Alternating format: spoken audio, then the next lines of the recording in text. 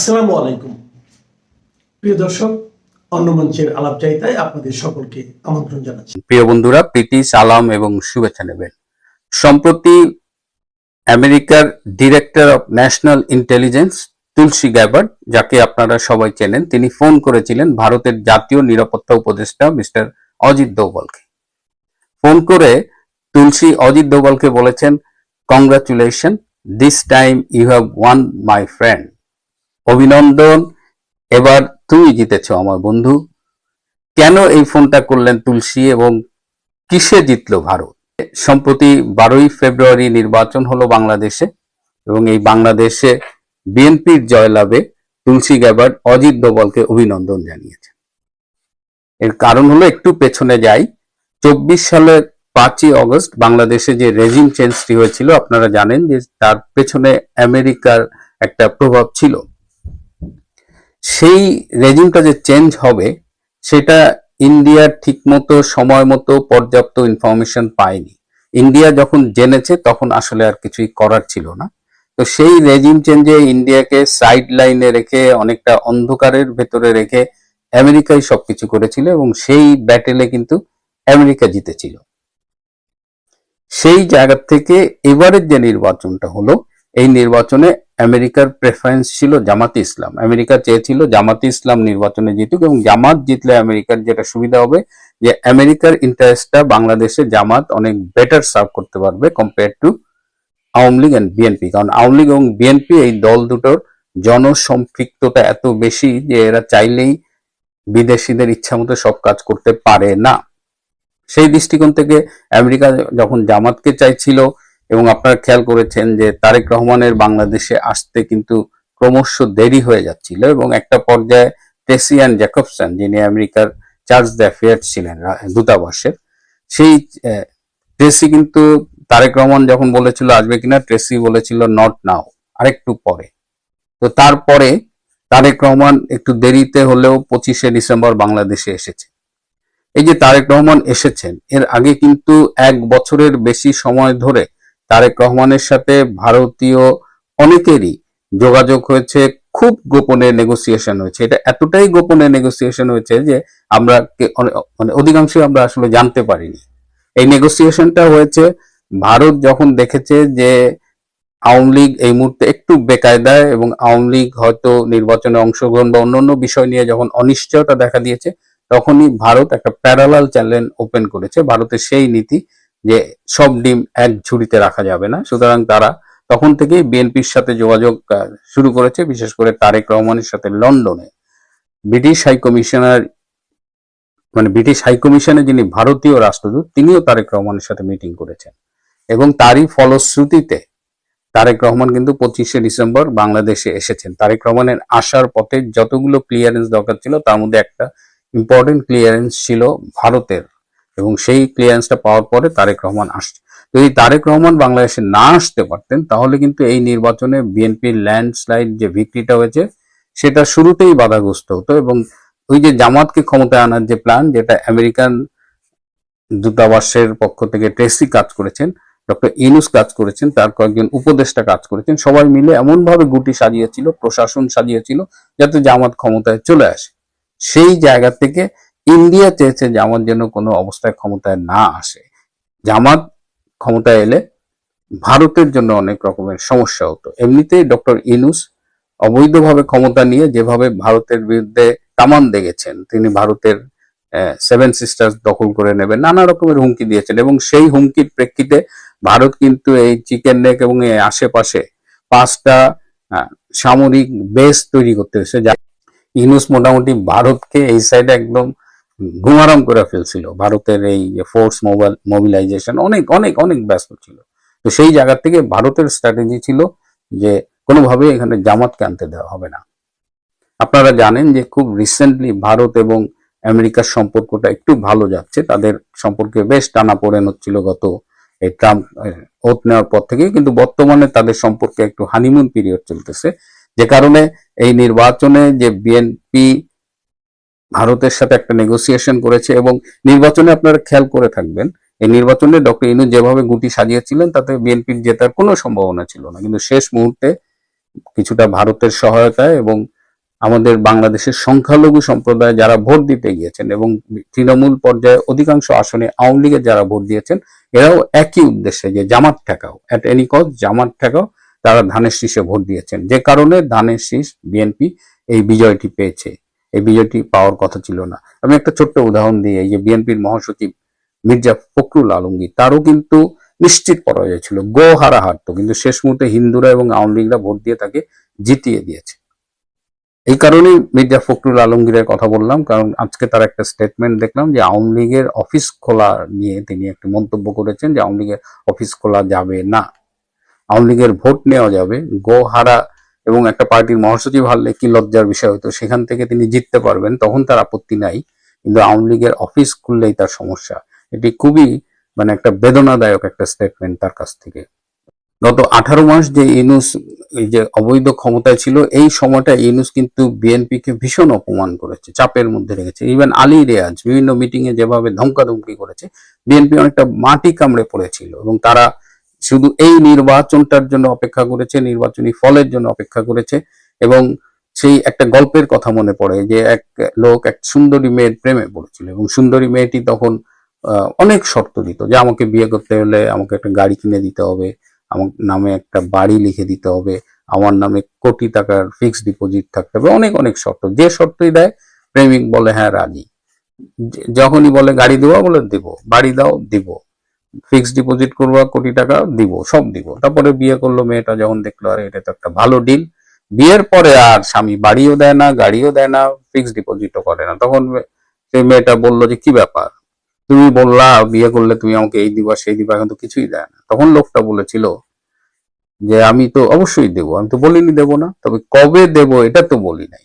তো বিএনপি সেরকম যে নির্বাচনের আগে ডক্টর ইউনূস, আলী রিয়াজ লাস্টে যা বলছে সব হ্যাঁ হ্যাঁ হ্যাঁ, গণভোট হ্যাঁ, জুলাই সনদ হ্যাঁ, এইটা হ্যাঁ, সেইটা হ্যাঁ, কিন্তু বিএনপি ঠিকই জানতো যে একবার যদি ক্ষমতা আসতে পারে তাহলে এইগুলো, এই সংবিধান বিরোধী এসব তারা কোনো কিছুই অ্যালাউ করবে না। এবং আজকে সেটা আপনারা দেখছেন, এই গণভোট নিয়ে এই সংস্কার পরিষদের সদস্য হিসেবে বেআইনিভাবে, অসাংবিধানিকভাবে শপথ নেওয়ার যে বিষয়টা ছিল, তারা এগুলো রিজেক্ট করে দিয়েছে। শুধু তাই না, তারা এখন কিন্তু অনেকটা হার্ড লাইনে চলে গেছে। আপনারা দেখেছেন যে প্রশাসন যেভাবে জামাত দিয়ে সাজিয়েছিল, আজকে 9 জন সচিবের চুক্তি ভিত্তিক নিয়োগ বাতিল করা হলো, সবাই জামাতপন্থী।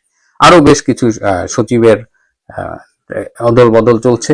বিএনপি বিশেষ করে তারেক রহমান ডিজিএফআই, এনএসআই এবং দলের কাছ থেকে ইনফরমেশন কালেক্ট করে মোটামুটি যেখানে জামাত পাচ্ছে প্রশাসনে, সেখান থেকে জামাত বিতরণ কর্মসূচি চালু করেছে। জামাত খেদাও, আর আওয়ামী লীগের যদি যোগ্য কোনো লোক থাকে প্রশাসনে তাকে রাখা যাবে, এরকম একটা নীতি নিয়ে তিনি এগোচ্ছেন। এবং এই কারণেই তুলসী গ্যাবার্ড অজিত দোভালকে ফোন করে অভিনন্দন জানালো এবং বর্তমান সরকারের উপরে ভারতের যে একটা প্রভাব কাজ করছে এটা তাদের বিভিন্ন গৃহীত কর্মকাণ্ডে বোঝা যাচ্ছে।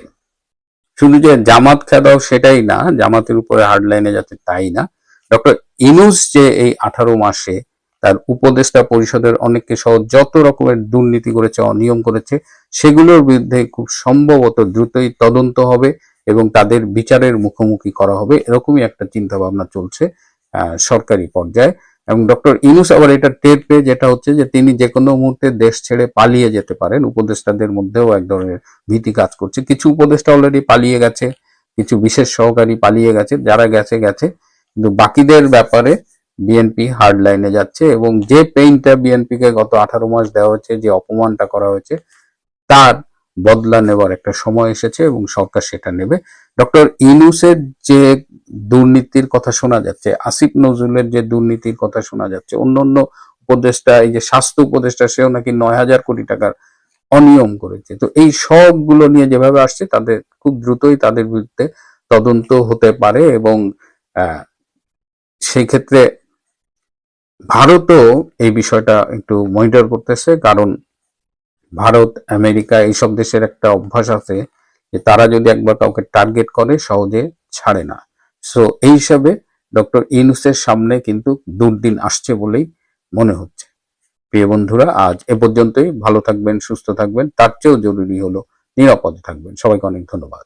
এক বিরাট সংখ্যক বাঙালির অবস্থা ছিল জসিমের মতো। সিনেমার জসিম নয়, আমরা ট্রাক মার্কার জসিমের কথা বলছি। হাসনাত আব্দুল্লাহর বিরুদ্ধে যিনি দাঁড়িয়েছিলেন, মানে বিএনপির সমর্থন লাস্টে পেয়েছিলেন, সেই জসিমের মতো অবস্থা ছিল। প্রিয় দর্শক, আপনারা অনেকেই হয়তো জসিম সাহেবের অবস্থাটা দেখেছেন। যখন ওইখানকে মুন্সির মনোনয়নপত্র বাতিল হয়ে গেল, মুন্সি সাহেব এবং বিএনপি ট্রাক মার্কার জসিমকে কি বলে সমর্থন দিয়ে দিলেন, এবং মুন্সি চেয়ারের মধ্যে আরাম করে রিল্যাক্স মুডে বসে থাকেন, এবং জসিম একটা হ্যান্ড মাইক ধরে পাশে দাঁড়িয়ে থাকেন। তিনি হচ্ছেন এমপি পদপ্রার্থী। বিপদে পড়লে এরকম কষ্ট করে মাইক্রোফোন ধরে দাঁড়িয়ে থাকতে হয়। বিএনপিকে যে মধ্যবিত্তরা ভোট দিয়েছেন তাদের অনেকের অবস্থা সেই জসিমের মতোই, কারণ জামাতের ঠেলা থেকে বাঁচার জন্য তারা এই চুঙ্গা ধরে কোনো রকম বেঁচে আছেন। আমি ঢাকা শহরে প্রচুর বন্ধু বান্ধব আত্মীয় স্বজনের খোঁজ নিয়েছি, তারা দলে দলে গিয়ে ধানের শীষে ভোট দিয়ে এসেছেন, অন্য কোনো কারণে না। কারণ হচ্ছে মোহাম্মদপুরে 501 থেকে বাঁচতে হবে, অমুক জায়গায় অমুকের থেকে বাঁচতে হবে, তমুকের জায়গায় ব্যস্ত হবে। এই দলে দলে ভোট দেওয়ার পরেও ঢাকায় বিএনপি খুব একটা সুবিধা করতে পারে না, এবং তারেক রহমান আমি জানি না কিভাবে কোন রকমের ইজ্জত বেঁচেছে। অনেকে সন্দেহ করে থাকেন যে এটা বিভিন্ন আসনে যে রাজনৈতিক হিসাব নিকাশ হয়েছে, সেই হিসাব নিকাশে তারেক রহমানের ইজ্জত শেষ মুহূর্তে বাঁচিয়ে দেওয়া হয়েছে। বিনিময়ে নাহিদ ইসলামের ইজ্জত বেঁচেছে, আমির সাহেবের ইজ্জত বেঁচেছে। হতে পারে, নাও হতে পারে, কারণ এই নির্বাচনের বিষয়ে টিআইবি প্রশ্ন তুলেছে, আর অনেকেই প্রশ্ন তুলেছেন। আমরা প্রশ্নের দিকে না যাই, কারণ ওই যে বললাম, জসিমের মতো এখন আমাদের হাতে চোঙ্গা। এবং আজকে এই ভিডিওটা যখন আপনারা দেখছেন, এর কিছুক্ষণ পরে আমি আশা করছি তারেক রহমান বাংলাদেশের প্রধানমন্ত্রী হিসাবে শপথ গ্রহণ করবেন। বিএনপির লোকজন বছরের পর বছর ধরে স্লোগান দিচ্ছিল তারেক রহমান আসবে, বাংলাদেশ হাসবে। বাংলাদেশ হাসলো কি আসলো না, তারেক রহমান আসলেন, অনেক নাটকীয়তার পরে আসলেন, এবং তিনি কিন্তু এখন প্রধানমন্ত্রী হচ্ছেন। সেটা আপনার ভালো লাগুক না লাগুক, পছন্দ হোক না হোক, এটাই হচ্ছে বাস্তবতা। এখন যেহেতু তারেক রহমান প্রধানমন্ত্রী হয়েই হচ্ছেন, তিনি কিভাবে টিকে থাকবেন সেই চোঙ্গা ধরা মাইকের মতো আমাদেরকে বুদ্ধিটা করতে হবে। কারণ হচ্ছে, তা না হলে ওই যে আবার উহারা চলিয়ে আসবে। খালি 501 তো না, কত নম্বর কক্ষ থেকে যে কত লোকজন বক্ষ চিরিয়া কাঁদিয়া আকুল হচ্ছে, মানে আমি ইউটিউবে যে কি বলে কান্নাকাটি হচ্ছে এটার কথা বলছি না, বাট সেই জায়গা থেকে তারেক রহমানের এখন তারেক রহমানের কয়েকটা চ্যালেঞ্জ আছে।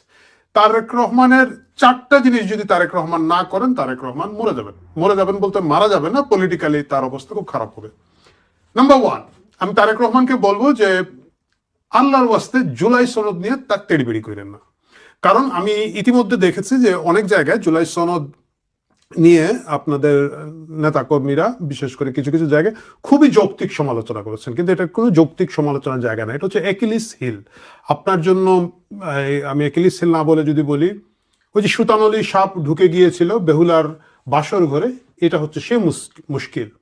কারণ জুলাই সনদ এমন একটা জিনিস, এমন ভাবে আপনার ঘাড়ে এরা চাপিয়ে দিবে এবং এমন ভাবে এটাকে পোর্ট্রে করবে যে মনে হবে যে বিএনপি একটা গণবিরোধী, গণশত্রু। এবং এটা শুরুর দিন থেকে, যেদিন আপনি শপথ গ্রহণ করবেন পরের দিন থেকে আপনার উপরে এই বিপদ আছে। বিপদে কিভাবে বয়ানটা রেডি হয় আপনারা দেখেন। এই যে আমাদের ন্যাশনাল চিলড্রেন পার্টি এনসিপি, এরা কিন্তু জুলাই সনদের বিরোধী, মানে গতকালকে পর্যন্ত ছিল, তারা স্বাক্ষর করে নাই, কিন্তু সারা বাংলাদেশে তারা জুলাই সনদের প্রচার করে বেরিয়েছে। এর চেয়ে উদ্ভট রাজনৈতিক কৌতুক আপনি খুব বেশি দেখতে পাবেন না, কিন্তু তারা সেটা করেছে এমন একটা ভাবে। এবং বিএনপি কিন্তু প্রথমে গিয়ে স্বাক্ষর করেছে, কোনো তেড়িবেড়ি করে নাই। এনসিপি এবং এনসিপি পিতৃ সংগঠন জামাত ইসলাম গড়িমসি করে গিয়েছে, এনসিপি যায় না। বিএনপি কিন্তু প্রথম দিন ভাই সিগনেচার করে দিলাম, ভোট দেয়, আমার নির্বাচন দেয়, আমার ক্ষমতা যাওয়ার টাইম চলে যাচ্ছে।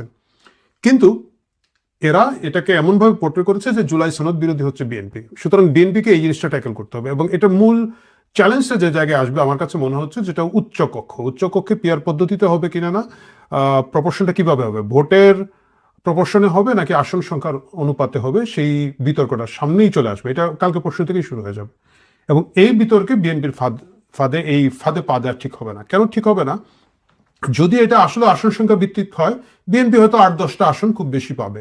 এই 8-10টা আসনের লোভে তারা গণশত্রু হিসেবে চিহ্নিত করা হবে। জামাত এবং জামাতের অঙ্গ সংগঠন সবগুলো, বিশেষ করে এনসিপি, এমন একটা চিৎকুট চেঁচামেচি লাগাবে যেটা মনে হবে যে আহারে উচ্চকক্ষ করে বোধহয় বিএনপি একেবারে বাংলাদেশ ধ্বংস করে ফেললো।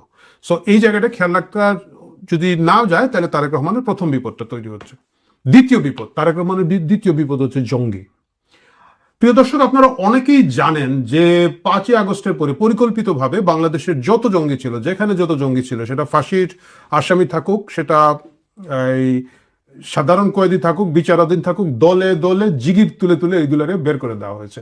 ডক্টর ইউনূস এবং তার যে সরকার, জামাত ইসলাম সমর্থিত যে সরকার, এরা এটা খুব সুকৌশলে করেছেন, কারণ এটা তারা এটাকে হাতে রাখতে চেয়েছেন বলে আমার একটা ধারণা, যে এই জঙ্গিদেরকে যে কোনো সময় যাতে কাজে লাগানো যায়।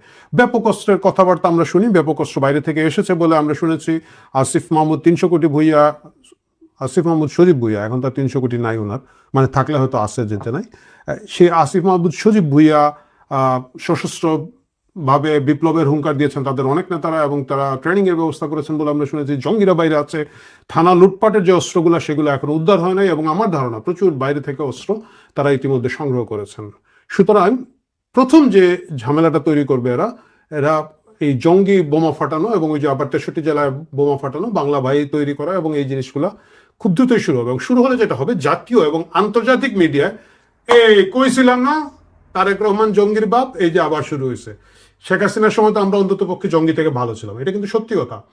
কিন্তু এখন তারেক আসছে, বোম ফুটানো শুরু করছে, তারেক আসছে, জঙ্গি শুরু হয়েছে, তারেক আসছে, বাংলা ভাই তৈরি করা শুরু হয়েছে।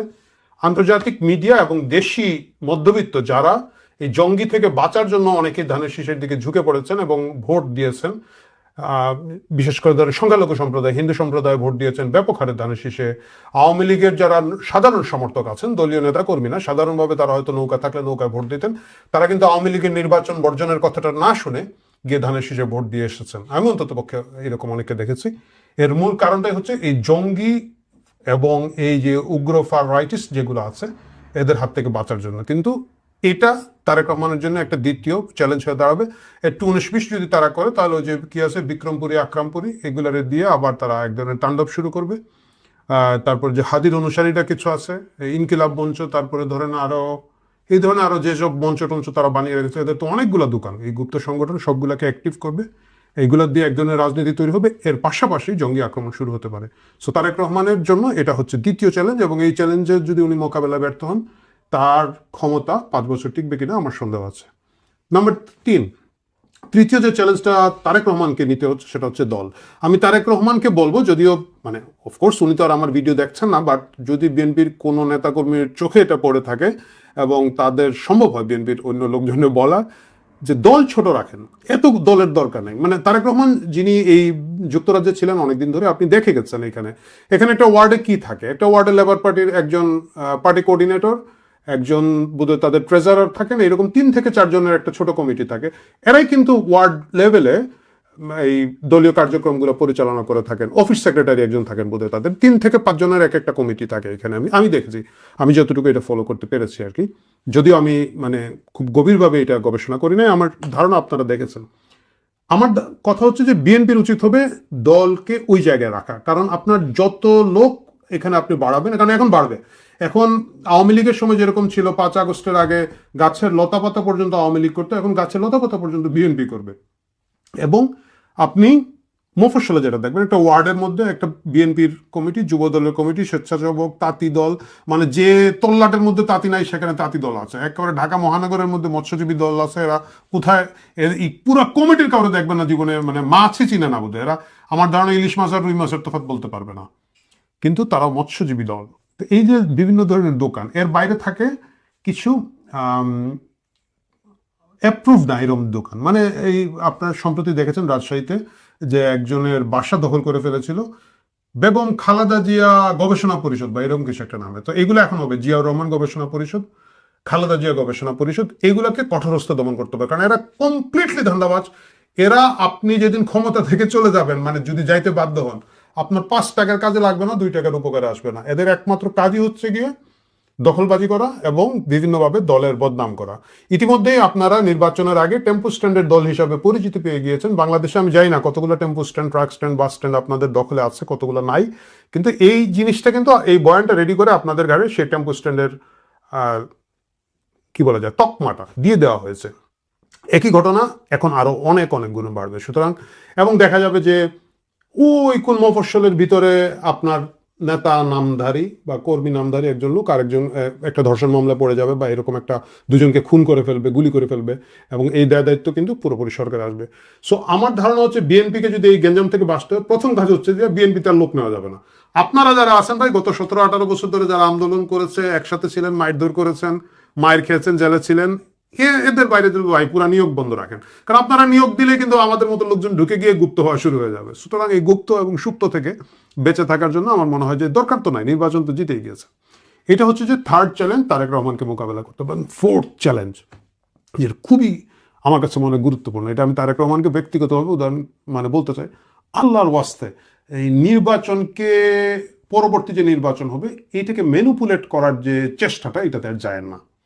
এইটা করে কিন্তু বিএনপি অনেক অনেক ভুগেছে। আপনি যদি মনে করতে পারেন, অফকোর্স আপনি মনে করতে পারবেন, 1991 সালে বিএনপি যখন ক্ষমতায় আসলো একটা কেয়ারটেকার নির্বাচনের মাধ্যমে, এবং বিচারপতি শাহাবুদ্দিনের সেই কেয়ারটেকার ছিল একটা ওয়ান অফ সিস্টেম, মানে এটা যে প্রতিবার হবে এরকম কোনো আলাপ 1991-এ ছিল না। 1991-এ যখন এই আলাপটা ছিল না, তারপরে কি হলো, মাগুরা 2 আসনে বিএনপি উগ্র নোংরাভাবে কিন্তু সালিমুল হক কামাল বা এরকম কোন একজন প্রার্থী ওনার পক্ষ নিয়ে এই আসনটা দখল করো, মাত্র একটা সিট। এর বিনিময়ে কি হলো, এর বিনিময়ে ব্যাপক হারে গণ আন্দোলন তৈরি হলো, কেয়ারটেকার গভর্নমেন্ট সরকারে থাকতে হবে থাকতে হবে থাকতে হবে। আওয়ামী লীগ এবং জামাত একসাথে মিলে বিএনপিকে কর্নার করে দিল। এই যে দেখেন, মাত্র একটা সালিমুল হক কামাল বা কিছু একটা, মাগুরা 2 হোক বা সেটা আর একটা কোনো একটা জায়গার 2 আসন 3 আসন, ওই এক এমপি বিএনপি পাওয়ায় না পাওয়ায় কিছু আসতে যেত না। এই কালিমা দিয়ে শুরু হলো। 96-এর নির্বাচনের পরে 15 ফেব্রুয়ারি নির্বাচনে টিকতে পারলো না বিএনপি, কিন্তু 12 জনের যে নির্বাচন 96 হলো, যেখানে আওয়ামী লীগ শেখ হাসিনা প্রথমবারের মতো প্রধানমন্ত্রী হলেন, সেইখানে কিন্তু বিএনপি 116টা আসন পেল, কারণ বাকি অন্যান্য ফ্যাক্টরগুলা তারা যথাযথভাবে নিয়ন্ত্রণ করতে পেরেছে, দল নিয়ন্ত্রণ করতে পেরেছিল। আমি জানি আমার বিএনপির অনেক বন্ধু বান্ধবরা বলেন যে আরে তখন বিএনপিকে দুর্বল করে দেওয়া হয়েছে অপারেশন ক্লিন হার্ট চালিয়ে, কিন্তু আমার কাছে মনে হয় যে ওই তখনকার সন্ত্রাসীদের নিয়ন্ত্রণ করার যে বিএনপির যে চেষ্টাটা ছিল, এটা ভালো উদ্যোগ ছিল। এর বিনিময়ে জনগণ কিন্তু 116টা আসন দিল। আবার দেখেন, শেখ হাসিনা যখন 96-এ নির্বাচনে আসলেন, উনি কিন্তু 2001-এর নির্বাচনের আগে যথা নিয়মে সিস্টেমে পদত্যাগ করলেন, বাড়ি চলে গেলেন। তখন আওয়ামী লীগের 96-এর সরকারের উপরে ব্যাপক সমালোচনা ছিল, বিশেষ করে সন্ত্রাসী হামলা আমরা দেখেছি এমপি ইকবালের এখান থেকে, তারপরে আরো অনেক কে যেন এখন নামও মনে থাকে না, ওপেন গুলাগুলি হয়তো আমাদের মোহাম্মদপুরের মকবুল সাহেবের এখান থেকে ছাত্রদলের নেতা সজলকে হত্যা করা হলো মিছিল ওপেন ভাবে, মানুষের ব্যাপক গণক্ষোভ ছিল। কিন্তু আওয়ামী লীগ একটা সম্মানজনক অবস্থা তারপরে ছিল, এবং তার ফলশ্রুতিতে তারা কিন্তু 2008-এর নির্বাচনে আবার আসতে পারলো। কিন্তু এর মাঝখানে তারেক রহমান এবং বিএনপি কি করলো, আবার 2001 সালে ক্ষমতা আসার পরে আবার ওই কেয়ারটেকারের সুতা ধরে টানাটানি নাটানাটি শুরু করে দিলেন। জাস্টিস হাসানের বয়স বাড়িয়ে দেওয়া হলো, বিচারপতিদের বয়স বাড়িয়ে দিয়ে ম্যানিপুলেট করা, ইয়াজউদ্দিনকে দিয়ে কেয়ারটেকার গভর্নমেন্ট তৈরি করা।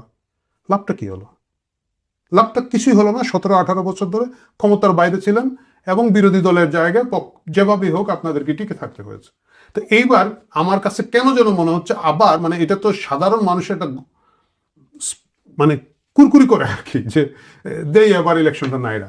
ইলেকশন নাইরা কিন্তু আওয়ামী লীগের মতো দল, যেটা বিরাট দল, এরা কিন্তু টিকতে পারে নাই। এটা তো এবং শুধু টিকতে পারে নাই, খুব দুর্ভাগ্যজনক দুঃখজনক পরিণতির মধ্যে তারা আছে। সুতরাং তারেক রহমানকে আমি চতুর্থ যেটা বলবো, যে আপনার ক্ষমতা নেওয়ার মূল চ্যালেঞ্জ হচ্ছে আগের মতো করে নির্বাচন ব্যবস্থাকে আর নাড়াচাড়া আমরা কেউ না করি,